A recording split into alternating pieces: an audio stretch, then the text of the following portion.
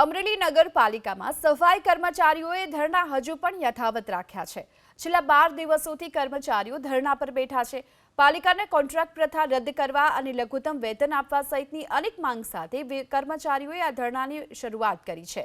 જો કે પાલિકા સફાઈ કર્મચારીઓએ હોબાળો મચાવી અને પાલિકાની તાળાબંધી પણ કરી અને પ્રશ્નોનો ઉકેલ નહીં આવે તો ઉગ્ર આંદોલનની ચીમકી આપવામાં આવી છે। જો કે બાદમાં પોલીસે આ સફાઈ કામદારોને સમજાવી અને સમગ્ર મામલો થાળે પાડ્યો।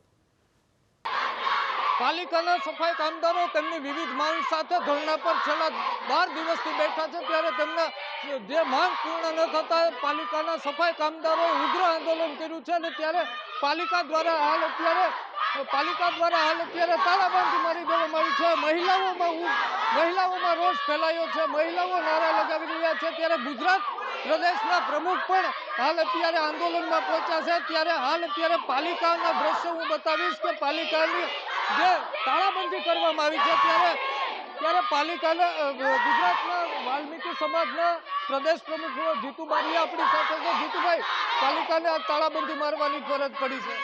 આજે 12મો દિવસ હોય અને 24 કલાક પહેલા અમે અલ્ટિમેટમ આપ્યું હતું કે જો અમારી માંગ સ્વીકારવામાં નહીં આવે તો અમે ઉગ્ર કાર્યક્રમો આપશું। તેના ભાગરૂપે આજે નગરપાલિકાને તાળાબંધી કરી છે અને સાંજ સુધીમાં નિર્ણય આવે તો રોડ ઉપર ફરી ઉતરીશું અને રસ્તા રોકો આંદોલન ચાલુ કરશું આજથી।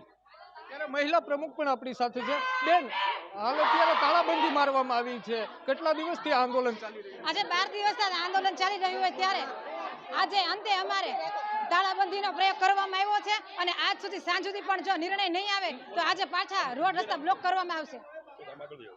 ત્યારે હાલ આ સફાઈ કામદારોની પોતાની માંગ જે છે અને તે માંગ પૂર્ણ નહીં થતા તાળાબંધી કરવામાં આવી છે। મોટી સંખ્યામાં સફાઈ કામદારો હાલ પાલિકાએ પહોંચી અને તાળાબંધી કરી છે। હરેશ કુમાર, એબીપી અસ્મિતા।